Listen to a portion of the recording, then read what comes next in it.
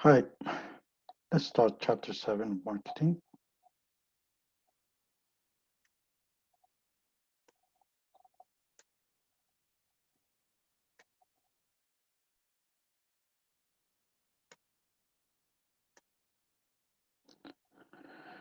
Okay, so in this chapter, we're going to talk about branding. Earlier, we spoke about, products, marketing in the field of B2B and in the field of B2C, how they are different. Today, we'll talk about branding and brands and product and brand. Now, in this chapter, what we will do, we will distinguish um, between goods and services, describe and apply the total product concept, differentiate between product and product line and a product mix, identifies ways consumer and business goods and service are classified, and then explain the element of branding and how these can be protected. We will distinguish between the different type of brands also. We are the North. That's how the Raptors changed the brand now because they are the only NBA team in Canada.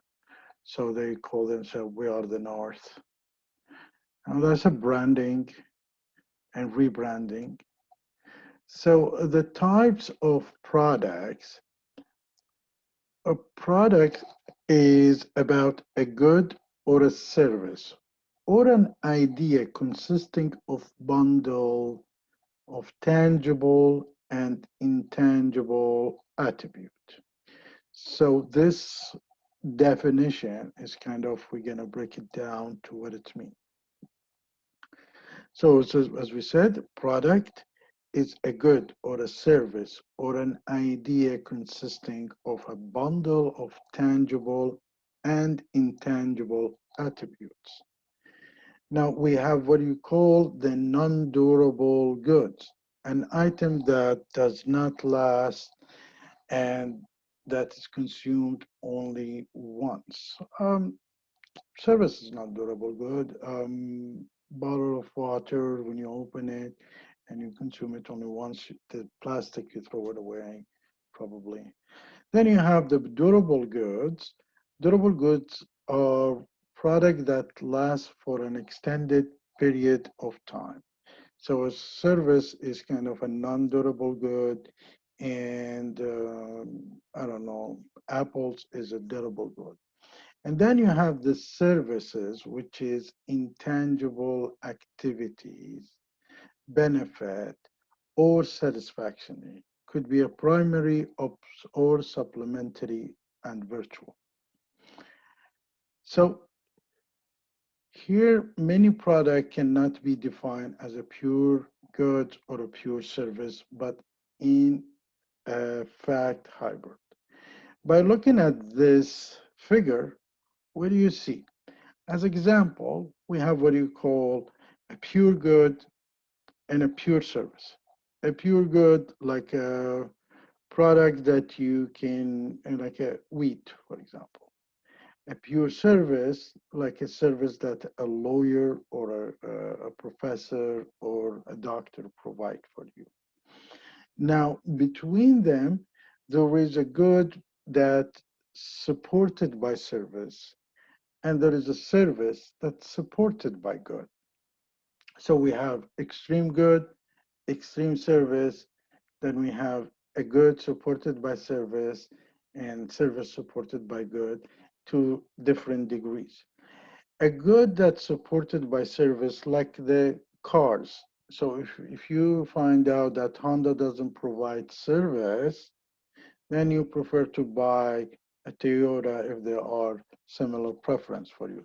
So this is a good that's supported by service. On other hand, a service that's provided is supported by goods, it's like uh, IBM products. IBM sells its product like a mainframe and servers to provide you the service. That's where they make their money. A service that's supported by good when you go and sign for a contract for a service from a telco company and they give you a mobile, that a service supported by good also. So here, as you see, it could be sold as a pure good and online analytical or a legal as a pure services, and something in the middle like a food and a restaurant. Food and goods are important. Food and services, a mix. Now, what's the uniqueness of a service? Service is something intangible that you cannot touch it.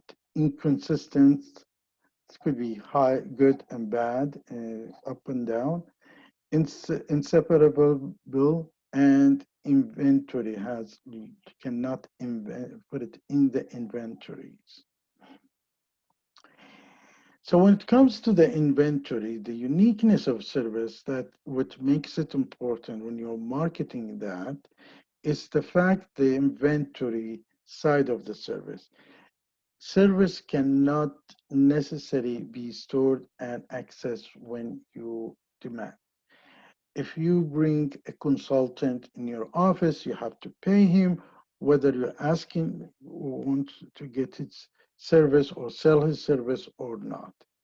So the issues arise due to the fluctuation of demand. You don't know when they're going to need that services from that consultant. The difficulty in assessing the requirement needed to service customer at the peak time. So there is, you don't know when it's the peak time, you can find out the peak time and what kind of services that necessary.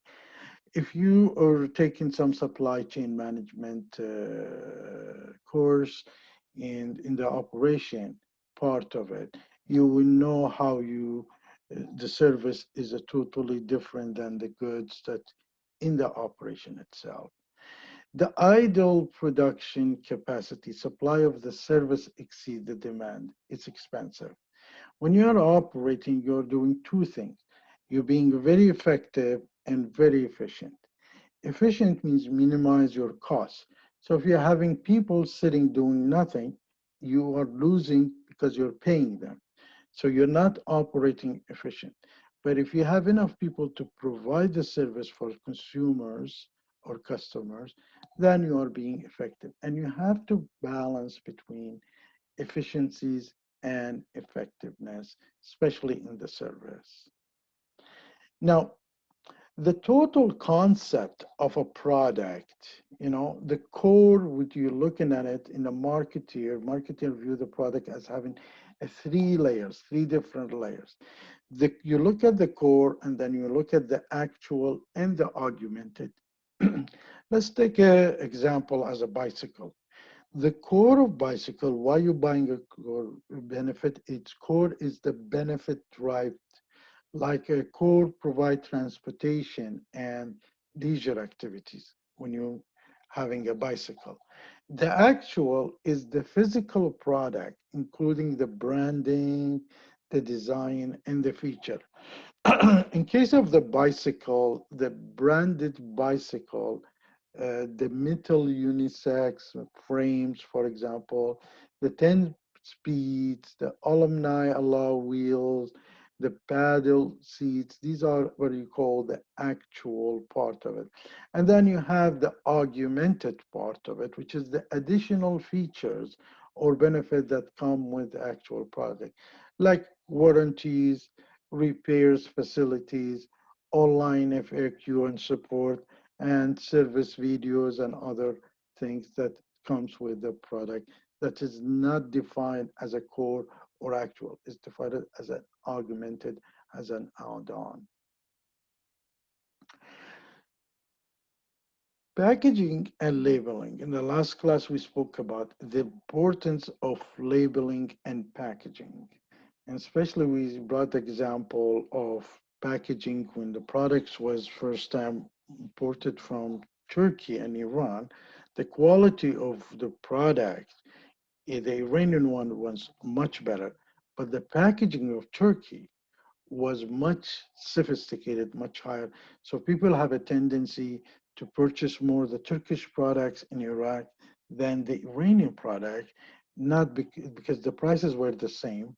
And the reason is because of the packaging that Turkish are so good at it, as an example. So packaging and labeling can be standing for a good communication, or could be a brand management that we see in the here, or could be a function, how to open it. So easy opening, convenient opening. That's one of the function that you look at in the packaging. Now the product, there is two things. There is a product line and product mix. A product line is made of the what kind of a length they have and what kind of a depth they have. A product mix, it's the width. And you know, Procter and Gamble have over 3,000 products, over 3,000 products, and they all have a different titles for them. Sometimes they are competing with each other on a certain product. So here the product mix of Procter and Gamble consists of a baby, feminine, and a family care, a beauty and home care, and health and a grooming. They are product of line. Now, what's the definition? The product line, it's about a group of similar products that are closely related because they satisfy a similar need and a direct at the same general target. Uh, as an example, you can check them online, or you can go to the market and see which products will satisfy the similar needs. It's like the shampoos, all kind of the shampoos. Now, in this thing, there is what you call the product line depth, is the assortment of a different version of a product sold with its product line. And then you have what you call a product length, is the total numbers of products or brands in a product line. Then the definition of product mix, which is all the product line marked by a company, like, you know, Procter and Gamble, the 3,500 products.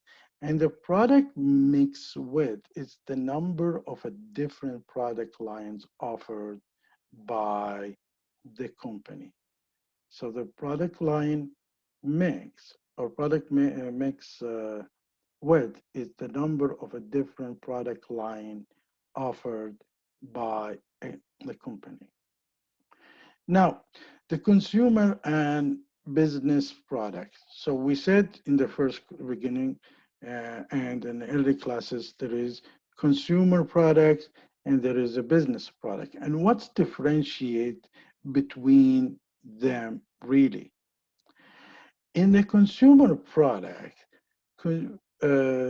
purchase for a personal use by the ultimate consumer. So when you go and buy things for yourself, that's a consumer product. In a business product, purchase either to run it in a business or to be used as a component of other product or service. So when you want to make bread, you buy sugar.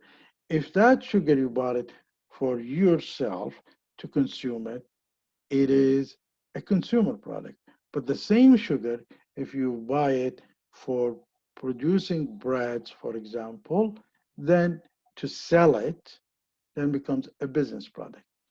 Industrial good or the organizational products. Now, in the consumer product, it has to be a convenience, one kind. It could be a shopping. It could be a specialties in it, or it could be unsold. People in a varying stage of life will classify the product differently. So today you are looking at a product that you think is supposed to be a convenient, and later on it is kind of a specialties or a shopping or vice versa. It is how you could be the age, could be the ads, could be the influential, could be the culture. That makes the product shifting from being a convenient shopping specialty or and sell. So what these are the characteristic of each one of them.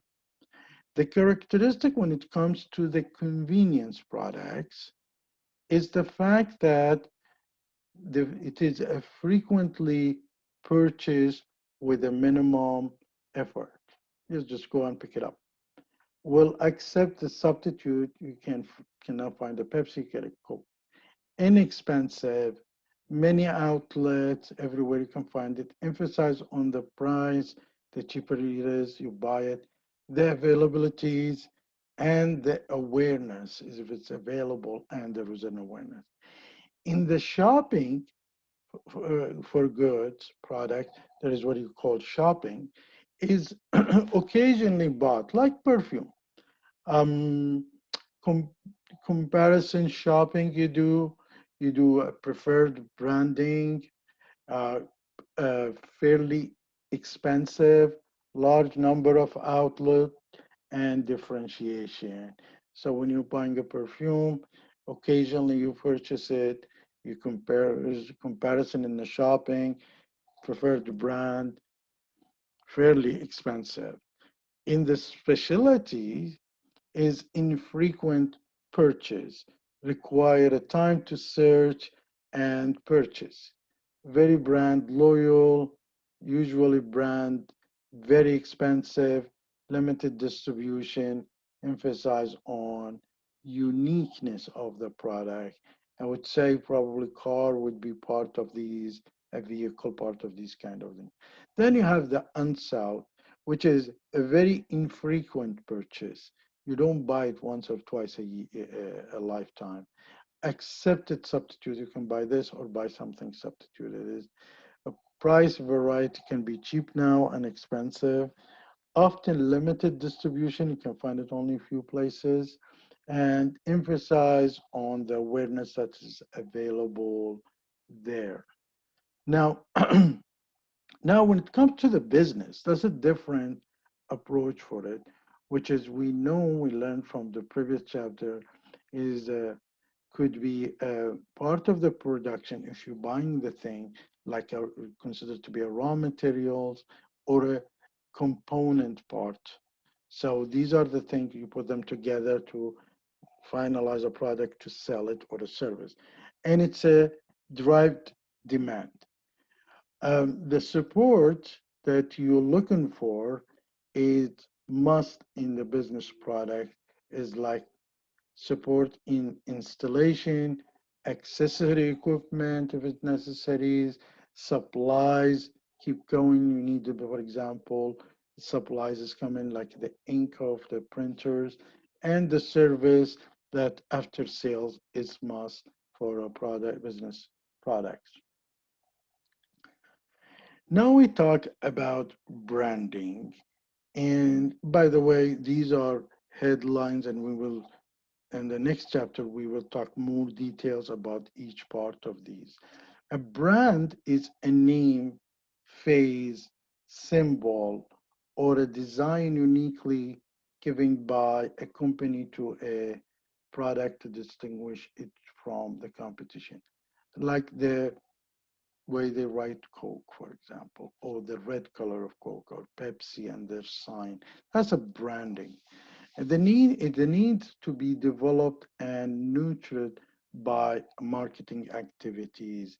So when we try to open a branch here for OG money, we insisted that we get the same name here because there is a centralized marketing who promote that brand of OG money.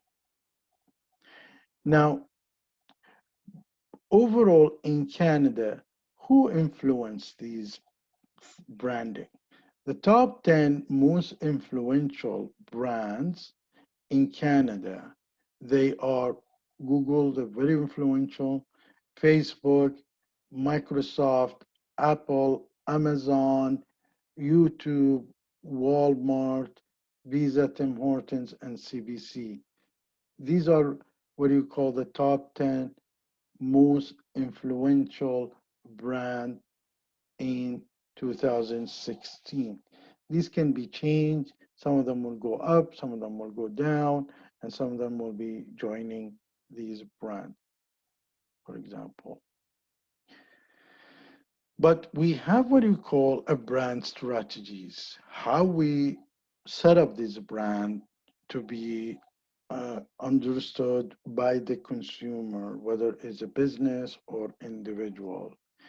Uh, we try to show the individualities or the individual, or we can make it as a family thing bundled. We can have it a brand extension and sub brand. Kimberly Clark has used, for example, a family branding approach to leverage the brand equities of Huggies with the mothers across the range of baby product. So it is trying to utilize the same, branding across like the Huggies.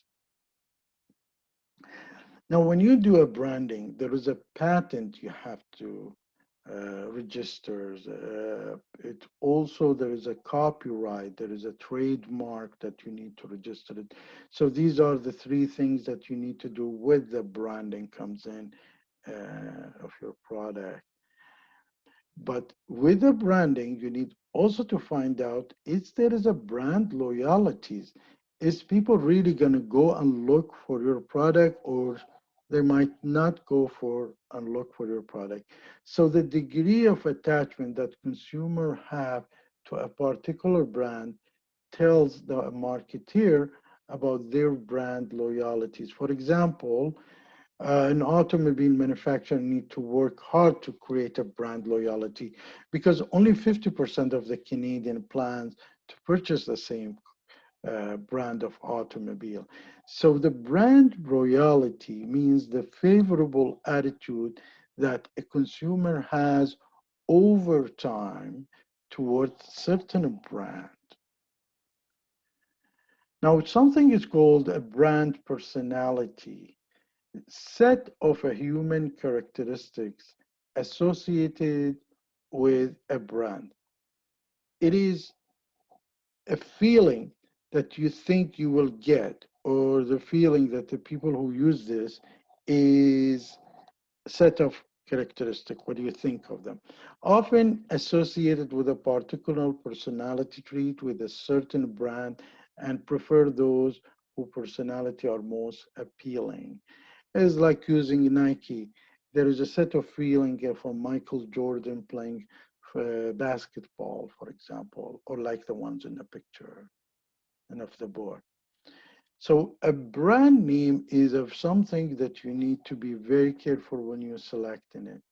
A brand name should suggest the product benefits, a memorable something that you can remember it, a very distinctive and a positive. Fit the company and a product image, be legally protected, and be simple. So, like a spell, like a Nike, a pronounce, read, and remember. You're always gonna remember Nike. You can read Nike. You can spell it, and always can you protect, and they can protect that brand name also. Then you have the manufacturing or business brand, which is manufactured, a private label, and generic also.